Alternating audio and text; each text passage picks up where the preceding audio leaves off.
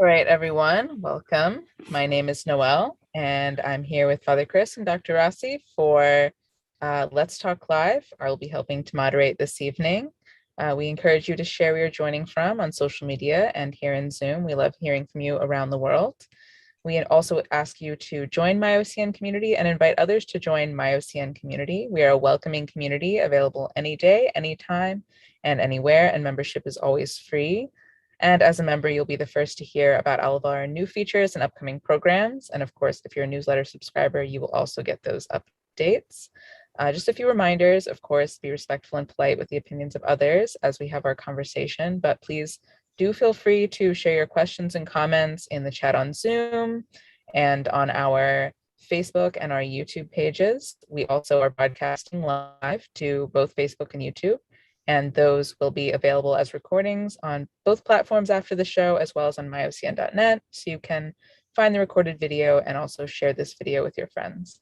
The Orthodox Christian Network is a 501c3 corporation and a 100% donor-supported ministry. So we thank you all for remembering us during your end-of-year giving and throughout this holiday season. And I'll also just do a little plug for those of you who are traveling or those of you who are unable to maybe attend as many services as you'd like to. Just a reminder that we do have live streaming services from around the world on myocn.net. If you go to the library and then the worship section, you can find all of those links. So I will turn things over to Father Chris for our program. Thank you, Noelle. It's great to see you again. I realize that you're traveling for the holiday, and thanks for doing this from your car. That's pretty unique for us. We want to wish everyone a Merry Christmas, a blessed Nativity, and we have a very special guest tonight, Dr. Al Rossi, who is back for his fifth, the final series on his book. Okay, let's begin with prayer, as we always do. Light the candle. Noelle, don't light a candle in your car, please, okay? Heavenly King, comforter, the Spirit of truth, everywhere present, filling all things, the treasure of blessings and the giver of life, come and dwell in us and cleanse us of every stain and save our souls, O gracious one. Amen. Dr. Rossi teaches and serves as the resident clinical psychologist at St. Vladimir Seminary. He has served and continues as a member of the faculty for 28 years. He has written numerous articles on psychology and religion. He wrote 2 books, Becoming a Healing Presence and All is Well. After teaching at Pace University for 24 years, he retired as associate pastor of psychology. He is a licensed clinical psychologist in the state of New York. Dr. Rossi, welcome back. You can come back anytime you want. It's great to have you with us. Thank you, Father Chris, and it is my joy, really my joy, to be here and be with those. As you look at our participants tonight, I'm interested in how many have been with us previously and how many are new. Do you have any idea? It's hard to tell. I see 1 or 2 that were regular, but I don't know because I can't see the faces. Some of them have their cameras off. Yeah. Okay. But we'll see as we go on, because probably we'll have more people join us. Yeah. I'd like All it to be interactive as is possible. Absolutely. Maybe we could send them a note through the chat, Noelle, asking them if they would be so kind as to let us see them. They might not be willing to do that because they're getting ready for Christmas and they're wrapping their gifts and they've been shopping, so their hair might be messed up like mine is. But who cares? Oh, there's Christine. Hi, Christine. Welcome. Who said this is our 3rd time? Okay, great. Me. Very good. Very good. So let's begin. You've given us, Dr. Rossi, now 4 presentations. What do you think is the most important takeaway for our listeners and viewers? It's a really great question, Father Chris. And I would say if I only did 1 program, what is it I really would want to communicate? And frankly, and most of this I'm speaking to myself because I need to hear it and try to live it. But I would say across now the 5th session, the most important idea, truth, is intimacy with Christ. Intimacy with Christ. Father Hopko, a dear friend of mine, who's now dead, often said to me and to others, stay close to Jesus. Stay close to Jesus. And I was thinking this morning of a sentence that a bishop told me not long ago. I did a thing with him. He said that the important thing in life is to realize we're not alone. Well, by golly, it seems like we're alone. I drove quite a distance today and I live alone. I love it, but feelings and seemings are different than reality. We're not alone. And on this topic, another idea that struck me recently, one of the hot topics in psychology today is loneliness. What's the cure for loneliness? How many people are lonely? And so on, many articles. And it's called the plague of loneliness. Wow. One of the responses I heard was, the cure for loneliness is solitude. Duh, I'm lonely. Yeah. Why solitude? Yeah. Yeah. But when I go into solitude, really, that's when I realize I'm not alone, which is, of course, vital to human functioning and human viability. So for me, the most important thing that I've communicated so far is meditation, some period of time, if only 10 minutes, though Father Hopko asked for 20 to 30, 10 minutes where I spend time not thinking what I want to think when I want to think it, but repeating over and over some short prayer to the rhythm of my breath and arrow prayers through the day. Lord, have mercy. If you said to me, okay, today, how many times did I say, Lord, have mercy? The number seems to reach iCloud. It's like beyond because I've been in need all day long. No. Oh, Lord, have mercy. Oh, Lord, have mercy. Where are you, Lord, have mercy? We seem alone, but we're not. And he wants us simply to, with our awareness. And the more, as we've said often in these sessions, the more we feel dry and feel nothing, probably the more valuable and intense and fruitful that time would be. So the heart of what I really want to communicate is to all of us, to me particularly, stay close to Jesus by being aware of him as best I can in my little life. And then to realize when I come by a crossroad, something that I'm ambiguous, I just don't know what to do right now. And I ask the Lord, okay, I'm your man. Give me light and you give me strength.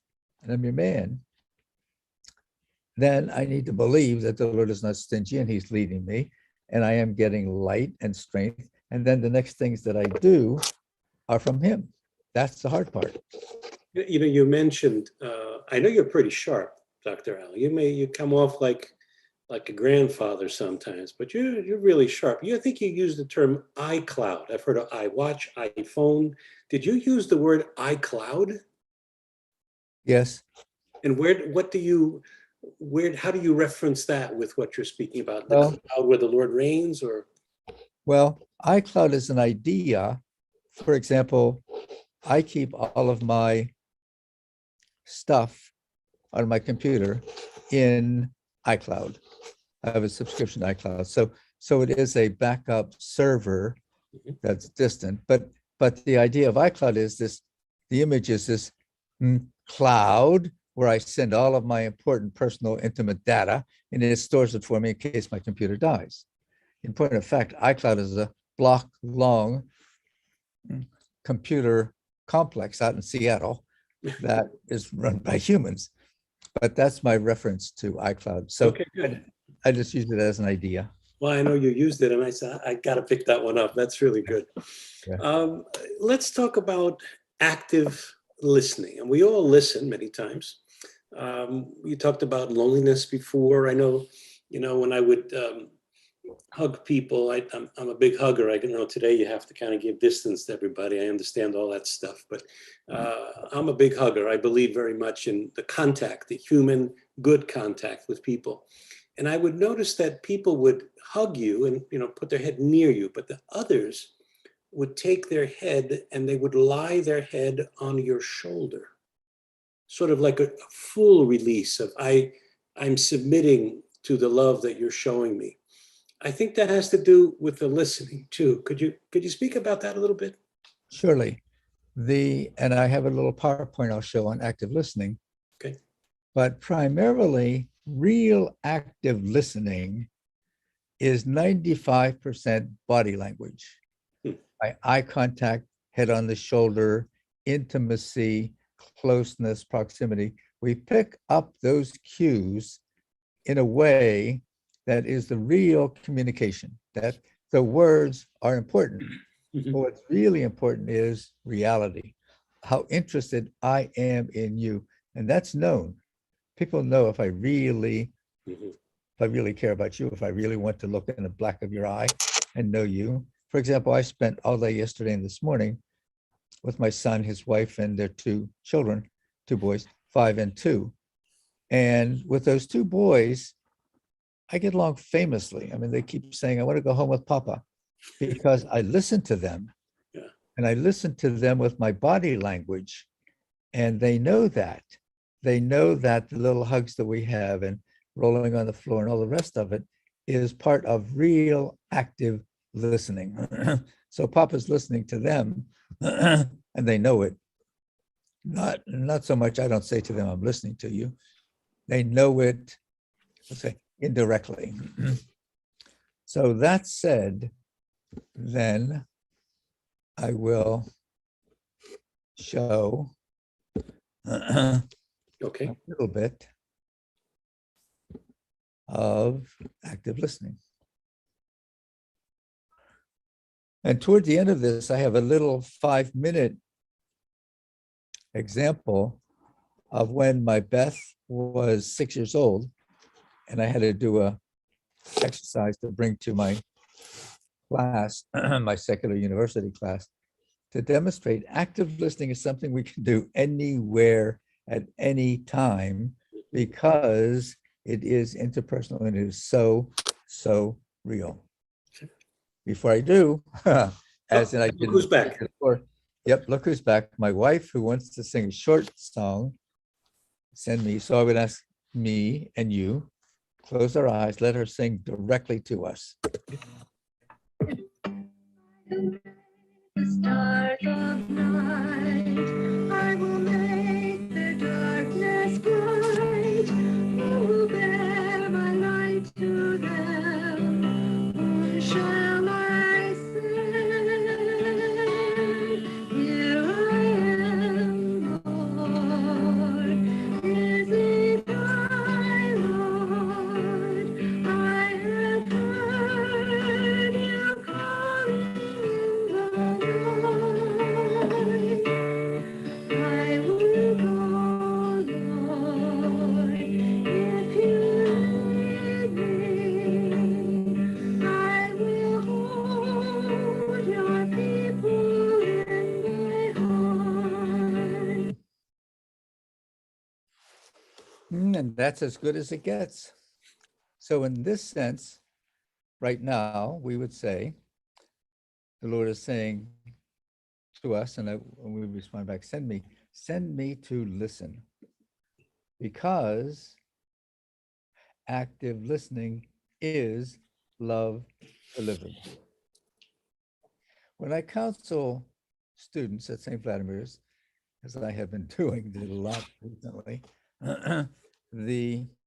at the end, I will say to the person, you know that I really enjoyed being with you this hour, because that's what your heart is telling you. They nod their head yes. That is to say, they know that I spend most of the time listening, of course. They know that I really had the black of my eye contacted with the black of their eye, and I was really interested in the deeper content of what, not just the words, but the feeling behind the words, and that's spoken or delivered. So for active listening, we speak less and we listen more. Here's a short video. It's just, there's all this pressure, you know? And sometimes it feels like it's right up on me and I can just feel it, like literally feel it in my head, and it's relentless. And I don't know if it's going to stop. I mean, that's the thing that scares me the most, is that I don't know if it's ever going to stop. Yeah. Well, you do have a nail in your head. Oh, It's not about the nail. Are you sure? It's not about the I mean, nail. I'll bet if we got that out of there. Stop trying to fix it. No, I'm not trying to fix it. I'm just pointing out that maybe the nail is causing. You always do this. You always try to fix things when what I really need is for you to just listen. See, I don't think that is what you need. I think what you need is to get the nail. See, you're out. not even listening now. Okay, fine. I will listen. Fine. It's just, sometimes it's like there's this achy, I don't know what it is. And I'm not sleeping very well at all. And all my sweaters are snagged. I mean, all of them. That sounds really hard. It is. Thank you. Ow! Come on. If you would just Don't. Try to see things my way. Do I have to keep on? oh man. It's That was not good. about the nail. That little short video is so indicative of how many of us are much of the time. Oh, you have this problem, let me try to fix it for you. And what's really desired often is exactly what you said. Brother Chris, call on somebody and ask them to respond to that little video, please. Okay. Let's see here. Let me just expand this so I can see. Christine, would you like to say anything about that video? Boy, when they went to kiss each other, I said, ouch, you know? Ouch. Yeah, that was interesting. And I think I was just thinking about experiences lately. Sadly, my precious sister passed this past January. And when I think about conversations with my mom and my other sister, you know, we all want to fix the pain, right? And we all are responding to our grief differently. But I think so many times we've now learning, instead of trying to fix each other's pain, just listen to the feelings. So that's when I saw that, that's what I was thinking of. Thanks for sharing that. Thank you. Let's call on, I don't see her picture here, but I see Vula Spiropoulos. Vula, can you unmute yourself? If you don't want to show where you're at and how beautiful you are, that's fine, but you can just let us know your thoughts on that video. Good evening, Merry Christmas. I thought that was pretty, I mean, through the humor of it, it was very, I'm sorry, I'm getting over a bad cold. I don't have COVID, but I lost my voice. Okay. God help us. I thought that was pretty interesting. And it's so like, it made so much sense, because even in my own head, I always want to fix things, but instead of just sitting down, breathing deeply and listening, I don't know, that was really, it really made me think. Good. I appreciated that. Thank you. Thank you for sharing that. Let me see who else. How about Ardell? Can you unmute yourself and give us your thoughts on the video?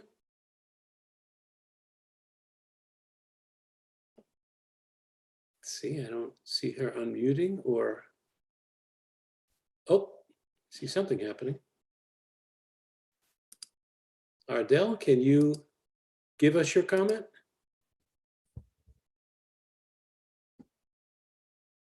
No? Okay. How about Sophia Fuscas will be the last one before we go back. Sophia, can you give us your thoughts?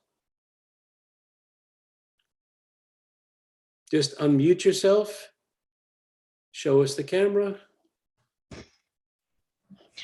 Really, I just turned it on and I didn't hear the whole thing, so I really can't make an intelligent comment.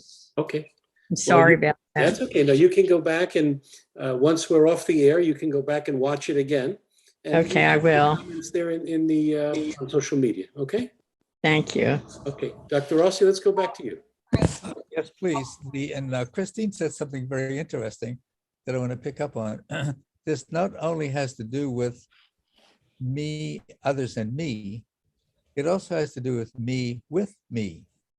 Often, if I have an issue, my instant reaction, instead of just being with me and sitting, listening to my breathing and being with the Lord, I'll try to ramrod a fix it. And that doesn't always help.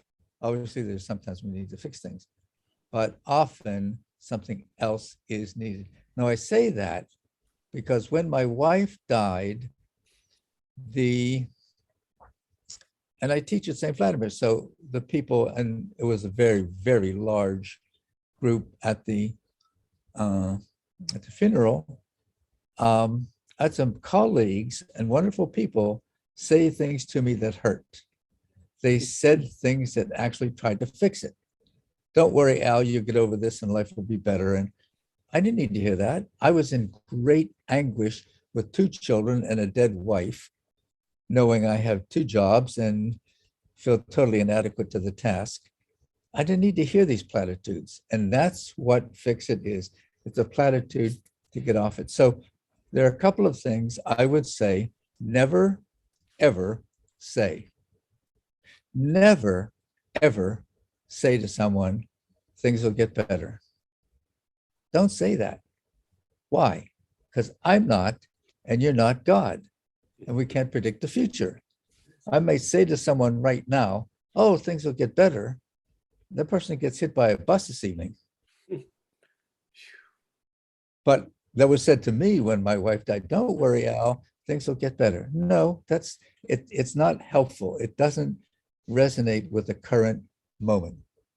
Another thing not to say is, just pray. Okay, we need prayer, but we need more than prayer. We need human understanding and connection, and not just spiritualizing everything. So yeah, there are many other things not to say, but so what can we say? One of the wonderful things to say. So another thing not to say is, I understand how you feel. That was said to me when my wife died. We may align with a couple of facts. It now may be a man who lost his wife from metastasized bone cancer, who's raising 2 children as a single parent, who teaches at a seminary. That doesn't mean that man understands my soul. Right. Doesn't understand the depths and the profundity of my experience. So we don't say to someone, I understand how you feel, because we don't. It's simply belittling the person. What can we say? A really good sentence is, I know I don't understand how you feel. I'm here for you. And then the person likely to say, well, you understand a lot of how I feel. That's a whole different ballgame. And the last thing I'll say on this little topic is another way to handle these things is just mere silence. Just be quiet and say that. I'll just be here with you. I'm going to walk this bit of journey with you silently. So, yeah, so that's what I wanted to say. As you say, Doctor, that's so important, that the person sees you there, not to judge their situation or try to come up with some, fancy words, but to literally just listen. As you said, speak less, listen more. For goodness sake, God knows what he did. He gave us 1 mouth and 2 ears. It's very simple. And, if you just follow that, you'd be okay. Yeah. Look, before we go on with some more questions with Dr. Rossi, I want to encourage you to send us your questions through the chat room or through social media, and Noelle will be reading those, and she'll be able to forward those on to Dr. Rossi and myself so we can have more of a conversation. Did I cut you off there, Dr. Rossi? Is there anything else you wanted to? No, I'm finished with this. However, I will now try to show a different video. Okay. This is a short video of a hospital chaplain who appears to be quite competent, but does everything wrong. Oh boy. Okay. Her job is to try to get some comfort to the patient. Okay. And all she does is agitate him. So it's good for us to watch this because we're learning from these experiences. Absolutely. You couldn't have known that. Right there is just dead. She's telling him what he could know. He said something. She says, you couldn't have known that. Who is she to know what he knows. So in 2 seconds, we picked up error. Whoops. Whoops. There you go. You couldn't have known that. God tried to stop me from killing an innocent man, and I ignored the sign. How can I even hope for forgiveness? I think sometimes it's easier to feel guilty. Now she's Then going to give him a forgiven. little lesson, a little lecturette. Which means what?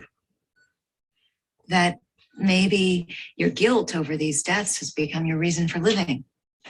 Maybe not you need listening to a him at new all. reason to go on. She's talking. I don't want to go on. Can't you see I'm old? I have cancer. I've had enough. The only thing that is holding me back is that I am afraid. I'm afraid of what comes next. Now, the perfect answer What is do you you're think that afraid. is? Oh, you tell me. Is atonement even possible? What does God want from me? I think it's up to each one of us to interpret what God wants. Now she's going to talk about So God. people can do anything. They can rape, they can murder, they can steal all in the name of God, and it's okay? No, that's not what I'm Well, saying. what are you saying? Because all I'm hearing is some new age, God is love, one size fits all crap. Hey, Dr. Truman. No, I don't have time for this now. Greg, it's okay. It's okay. It's not okay. I understand. No, you don't understand. You don't understand. How could you possibly say that? Now you listen to me. I want a real chaplain who believes in a real God and a real hell. I hear that you're frustrated, but you need to ask yourself. No, I don't need to ask myself. I need answers. And all your questions and your uncertainty are only making things worse. I know you're upset. God, I need someone who will look me in the eye and tell me how to find forgiveness because I am running out of time. I just wanted to show that, to show how Powerful. much talk on our part can be explosive. Father Chris, do you want to respond to that? Well, I just extremely powerful. I mean, I've had a few of interchanges like that with people. And again, it's very difficult to say, I know what you're feeling. It's almost rude. I mean, just listen. This is what I'm feeling. And then they got into this sort of, boxing match in between them. And no one's going to win that. No one's going to win that. No. And here's a sick man in the hospital with a tube, and she's healthy and she'll go home. Yeah. And she's pretending that they're equals. They're not. No. And No she's way. not doing the job. Okay.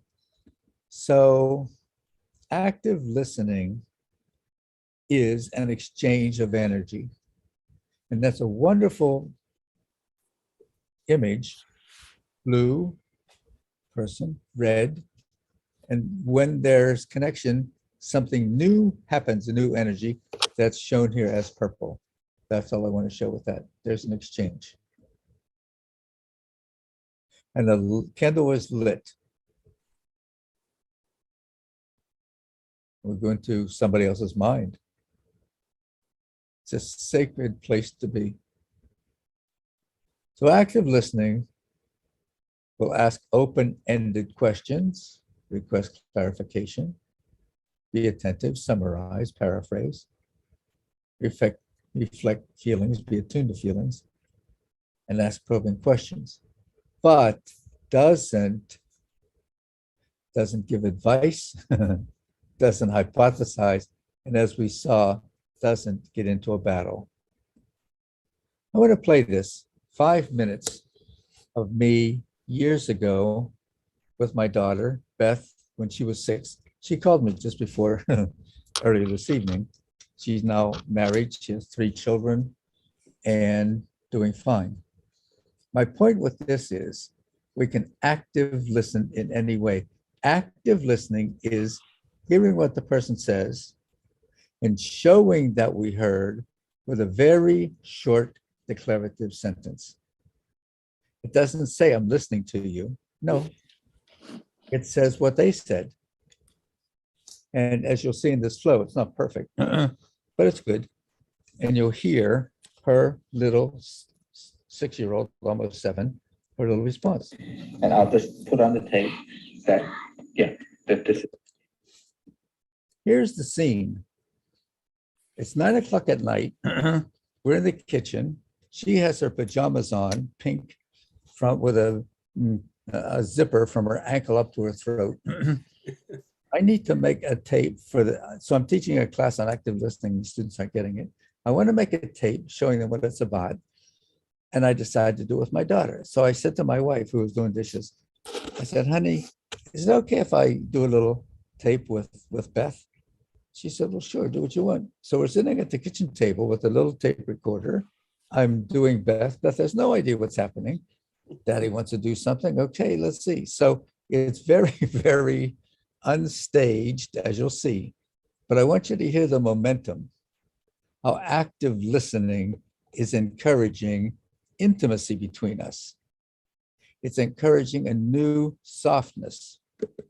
And I'll just put on the tape that, that this is my daughter, Beth, who is 6 years old and she's almost 7 and in first grade, right? Okay. Now, let's talk about some of the games we play going back and forth in the car, okay? Would you tell me how some of those games go? Well, some of them we say, well, I know a man and he's very thin and tall. And he's not on television. Can you tell me who he is? And then the other person tries to guess. The games are word games. The words are, so some of my responses aren't good. That was perfect. She said stuff and I said something in return.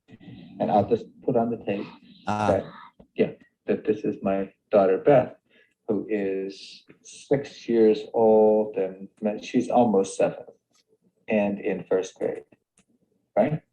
Okay. Now, let's talk about some of the games we play going back and forth in the car, okay? Would you tell me how some of those games go? Well, some of them we say, well, I know a man and he's very thin and tall. And he's not on television. Can you tell me who he is? And then the other person tries to guess. The games are word games. Right. And we play a game that we like.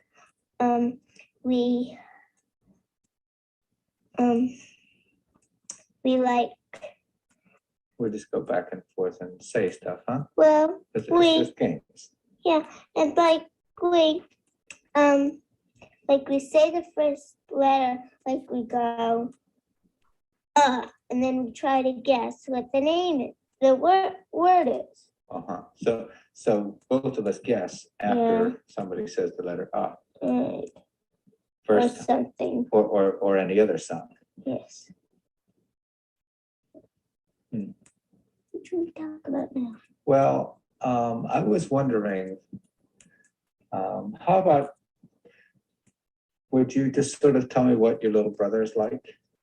Well, we call him Rhino, and Rhino would be a nickname, huh? Right, because he always gets into a big mess.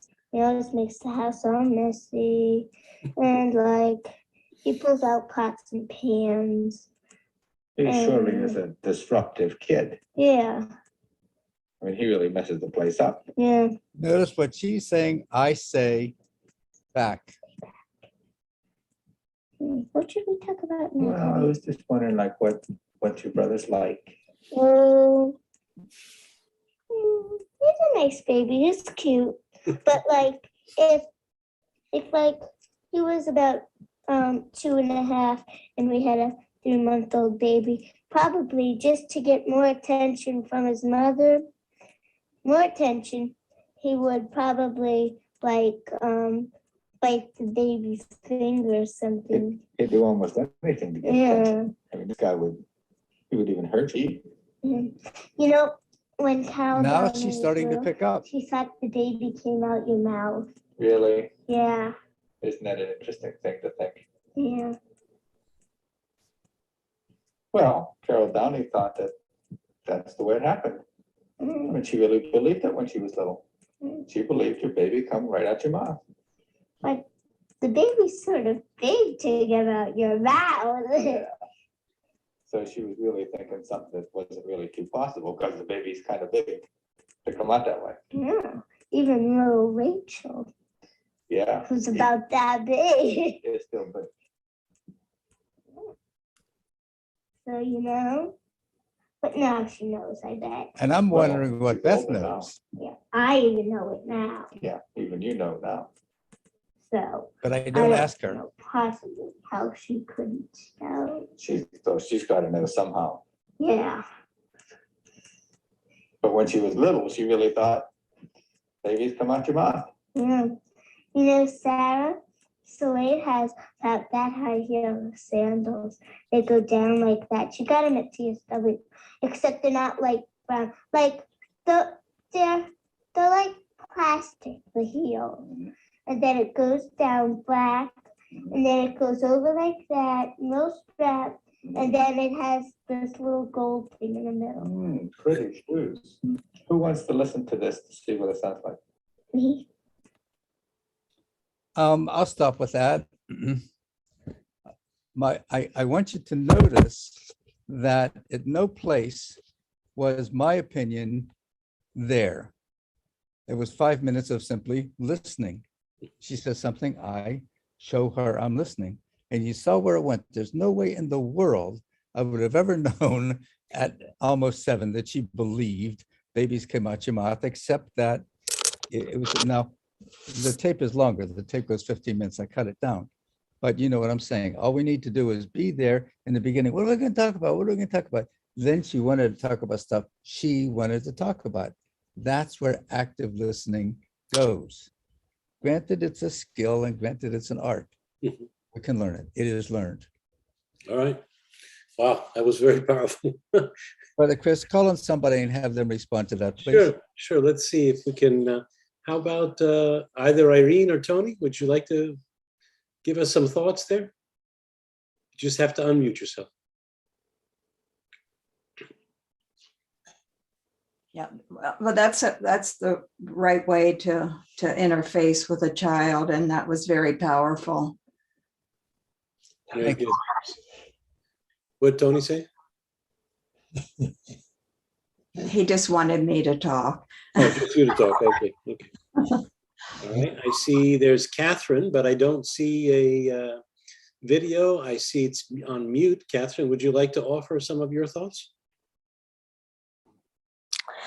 Sure. Well, active listening would be that you echo back a statement that you hear the other person say to confirm that you're hearing correctly.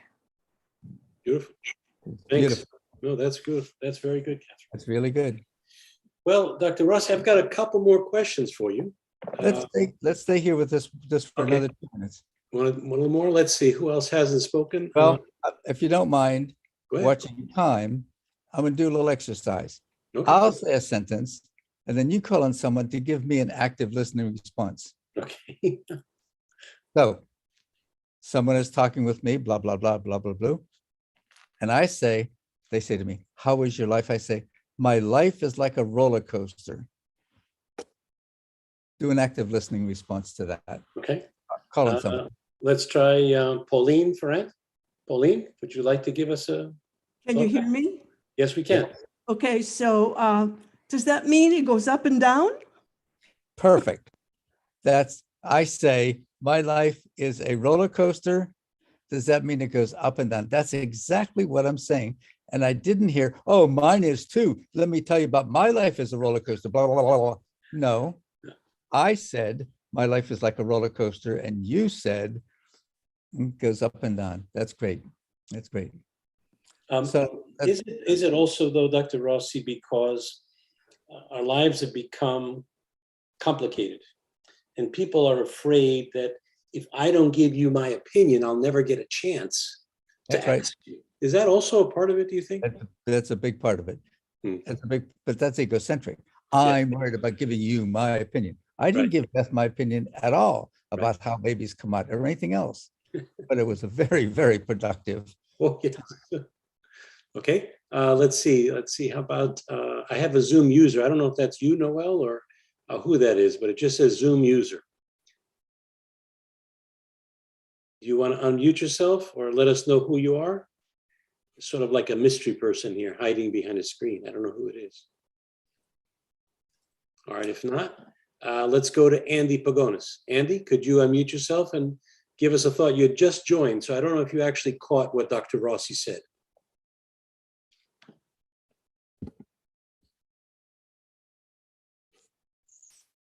I joined late.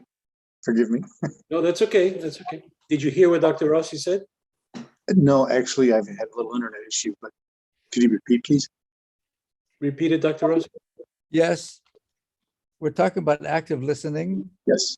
Which means you say something showing me you heard what I said. Don't say I'm listening to you. Right. Rather, speak the content of what I said. So the sentence we're dealing with is I say to you, my life is like a roller coaster. Oh, yes. Yes. You say in response, as active listening. I did hear the previous just before, but yeah, I mean, in other words, so does that mean your mood goes up and down, or? Yep, that's exactly what I want to hear. So your mood goes up and down. It's like a roller coaster. Zing, zing, zing, zing, zing. Yep. And that's not offering your own personal problem. That's right. I'm not interested in your life as a roller coaster or as a steady flat line. No, I want to hear something that you heard, what I heard. That's it. And as you heard with Beth, it went on for 5 minutes. Okay. Thanks, Andy. I appreciate that. Dr. Yes, Rossi, let me get in a couple more questions because we've only got you for maybe another 8 minutes here. Let's talk about the word ambiguity because you use that as well. Could you speak more about it to us? Yes. The word ambiguity means, I don't know. I don't know. I don't know. The very phrases of that. I don't know what to do. I don't know how this goes. Most of our lives are ambiguous. I don't even know what I'm going to have for lunch tomorrow, etc. Let alone the bigger issues. I don't know how long I'm going to be alive, or I really don't know where the seminary is going to end up, etc., etc., etc. What's being said is that in ambiguous situations, we accept and embrace ambiguity. That's the opposite of the control freak that's inside of us. I want to know. I don't care what the answer is, but I want to know. I can't stand not knowing. So one example in my life, and I would say that we're certainly ambiguous about the future. I have no idea what the summer or how many days we're going to, none of that. The future is totally ambiguous. So is the present moment. But I could make a case, I will, with one example about the past. Much of the past is, although it's done, it's also my reaction is ambiguous. For example, my wife died, my Beth went off to college, Timothy and I lived alone for his whole high school days. Well, Timothy and I are both alphas, both pretty bright. He's very athletic. He's certainly smarter than I am, that's for sure. And Timothy was a boy of very, very few words. I knew I had like one little sentence I could say to him, and it'd say, "Dad, what are you trying to tell me?" So I had to edit my words down. One time I said to him, "Timothy, the fridge is empty. We need to go to ShopRite and get some food." Okay, Dad, let's go. We go to ShopRite. I'm pushing the cart. He's in front of me. Now you can understand this is a tall, muscular, athletic boy. Dad, can I get Rice Krispies? Yeah, have a good time. Dad, can I get this junky food? Yeah, okay, put it in the bag. So he's walking along, putting things, asking and putting things in the cart. And I see ahead of us the deli with great big barrels in front of fat dill pickles floating in brine with a plastic circle on top and an aluminum handle in the middle. You lift up, get a thong, take a pickle, put it in a little bag and take it. And I saw exactly, I wish we were live because I could do this standing and do it better. But I was watching. He walked and saw the pickles with his left hand, very casually, just reached over, lifted up the lid, reached in with his right hand into his back pocket, pulled out his comb, put the comb in the brine, put the comb through his hair, put the lid back on, put the comb back in his pocket and kept right on walking. He didn't look back at me. He did it. I mean, that's what this kid did. For him, it was like, that's just what I do. Now, me pushing the cart, I know I have 30 seconds to get this straight. That's all the time I have. What am I going to do? I'm his dad. This thought went right through my mind. I could say, Tim, I don't know. Brine might not be so good for your hair. It might cause lice. I don't know. Maybe we need to go home and give you a shampoo. B, Timothy, I don't know what you might have done to that barrel of pickles. Maybe you contaminated. Maybe we need to talk to the manager. Or C, I could act like I didn't see it. What did I do? You know what I did. Acted like I didn't see it. The only question is now, as I look back on it, do I think that was the right thing? You know what? I don't know. I really don't know. And I talked about various people, they say to me, oh no, you can't let your kid get away with that. You need to train him. Ambiguity. So with ambiguity, A, I know that I don't know. B, I know Christ knows. C, I try to trust him. And therefore, with most of our lives that are ambiguous, that's the attitude we try to bring to ambiguity. And we're not scared of not knowing and controlling and micromanaging. No, we just don't know. And that's the role, the life of a creature on the planet. I just don't know. So most of our lives are lived with ambiguity. I gave a talk in Pittsburgh about a month ago to a group called Young Adults. Gave the keynote, 300 young adults. Afterwards, I got an email from one of the participants, girl from Akron, Ohio, who said to me, oh, Dr. R, something you said really struck me, that I know I don't know, Christ knows I try to trust him. And she made a hoodie out of it, very professional hoodie, and actually bought one, cost $50 and sent it to me.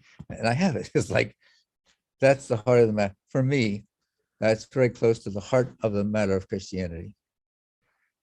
So thank you, Dr. Rossi. I have just one more question for you, and it's been you have been a fabulous guest in the past 5, and I'm hoping and praying that in the new year, once Christmas and New Year's are past and we get into a new full schedule, that we'll have you back again. Just talk briefly, if you would, about living in the present moment, and as just the last word to us tonight as we celebrate, as we're getting near Nativity in a couple of days. Living in the presence, being in the moment, being a healing presence. This is a topic for all of us. I speak to myself that the only place we ever meet God is in the present moment. All else is our vivid and often dark imagination. The future and the past are not here to have. The only place I can have any contact with me or with you or with God is in the present moment. Now, we're human beings, we're fallen creatures. So much of the time we're not in the present moment. I'm worrying about what's coming. What if, or the past, Are there any little tricks that we can use to ground ourselves, return to the present moment? Yes. One is when I'm conscious, to become a little more aware of my own breath, no matter what I'm doing. I can be in ShopRite or talking, now and listening. And alter my breath just a little.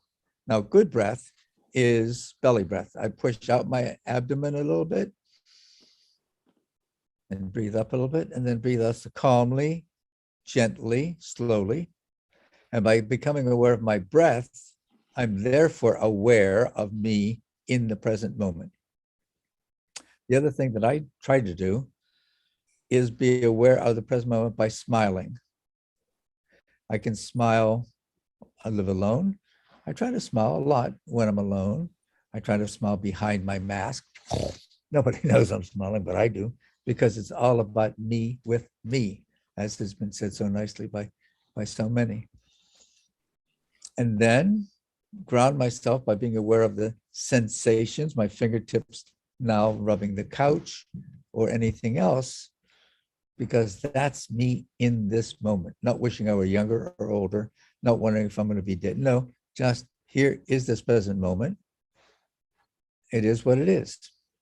So, Father Chris, that's pretty much what I would say about that. And I see that you have taken your video away. This whole business about present moment and ambiguity is so important, because when we become aware of ambiguity, we can easily try to fix it. Oh, I don't know, so I'm going to know. I'm going to figure this out. I don't know what I'm going to have for lunch tomorrow. I'm going to figure it out, etc. So yeah, Father Chris, that's what I would say. Okay. Dr. Rossi, again, thank you so much for being with us. God bless you and your family. May he continue to inspire you so that you can inspire us. It's been really a pleasure to have you here. Thank you. It's a joy, joy, joy for me to have been with you these 5 times. I am totally delighted at the invitation and really appreciative of all the good work that Noel has done. Thank you, Noel. Thank you. So I'll say a closing prayer, and then we have a few brief announcements to make. Let's go to I think the festal hymn of the birth of Christ. Your nativity, O Christ our God, has caused the light of knowledge to rise upon the world. For therein the worshippers of the stars were by a star instructed to worship you, the Son of Righteousness, and to know you as the Orient from on high. Glory be to you, our God and our hope. Noel, I come back to you for some announcements, and then I'll just do some very quick closing comments. Yeah, just a couple of things. Once again, we will have live streaming services all linked at myOCN.net. So if you want to just see some extra services from around the world, I enjoy doing that, seeing the services from different churches, especially around the holidays. Or if you are if you're traveling, or if you are sick or any other reason unable to visit services in person, we have that resource there for you. So take advantage of that. And then in terms of upcoming programs, we are taking a break on most of our programs next week. You can see the calendar for the details on that, but we will still have the Tuesday Bible study from Ascension Cathedral. So if you want to check in early next week on Tuesday at 2 p.m. Eastern Standard Time, 11 a.m. Pacific Time, we will have that Bible study. And all the other upcoming programs will be on our community calendar, which is on our website. Thank you, Noel. Thank you, everyone, for being here. Merry Christmas, a blessed and happy New Year to you. Thank you to those who have participated in our end of the year campaign, which has been just tremendous. Those of you that have not yet done so, you still have a few more days left. So please give as you can, not only to your local parish, but also to those of us here at OCN, so we can share the gospel with the world. Remember what we say, you are the wind in the wings of the angels that carries that message all around the globe. God bless you all. Merry Christmas. Merry Christmas to you too, Father Chris. Thank you. Bye.